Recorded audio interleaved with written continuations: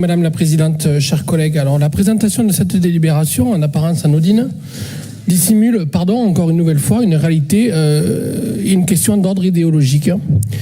Il est mentionné que la région et ses partenaires s'engagent dans un contrat de filière visant à étendre leur collaboration pour un développement efficace des formations professionnelles et de l'orientation. Très bien. Cependant, pour nombre de ses actuels et futurs partenaires, sous le prétexte ô combien louable de l'égalité homme-femme, il a en fait promu un égalitarisme exacerbé. Si l'égalité, pilier de notre démocratie, de notre devise républicaine, mérite évidemment d'être défendue sans relâche, l'égalitarisme, lui, cherche à gommer les différences et les identités qui pourtant constituent une richesse et une source de progrès. Cet égalitarisme suppose d'abord une déconstruction de l'existant pour instaurer une société désincarnée telle que réclamée par une frange de plus en plus radicale de la gauche. Les partenaires ici mentionnés illustrent cette volonté de déconstruction à laquelle nous nous opposons fermement. Exemple concret. Fédération nationale des arts de la rue. Alors sans juger de la qualité des arts proposés, leur site, allez voir, annonce clairement vouloir déconstruire les représentations genrées.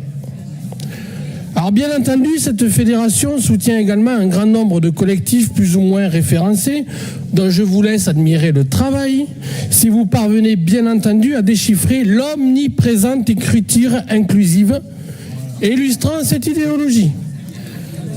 Quand je vois que l'extrême gauche et les écolos sont favorables, je me dis qu'il y a un problème. Il en va de même pour l'Office artistique en Nouvelle-Aquitaine. Sous couvert de nombreux projets intéressants, on y trouve également une multitude d'associations politisées, affichant même un soutien fort à la majorité régionale, très marquée à gauche. Cela est d'autant plus préoccupant que ces structures dépendent largement de financements publics. Je m'étonne par ailleurs sur ces dossiers du silence récurrent des élus, les républicains notamment, face à ces dérives que nous dénonçons régulièrement, très coûteuses pour les néo-aquitains. Le progressisme, joli terme, dont la sémantique est désormais accaparée par la gauche et le centre, produit tout l'inverse de ce que vous voulez. En cherchant à niveler, gommer et uniformiser, il divise et appauvrit la société. Nous ne pouvons cautionner cette dérive et refusons de contribuer à l'expansion de ce millefeuille administratif idéologisé. Rien que dans cette délibération, ce sont 3 agences régionales en plus et 4 commissions paritaires en plus. On s'y perd.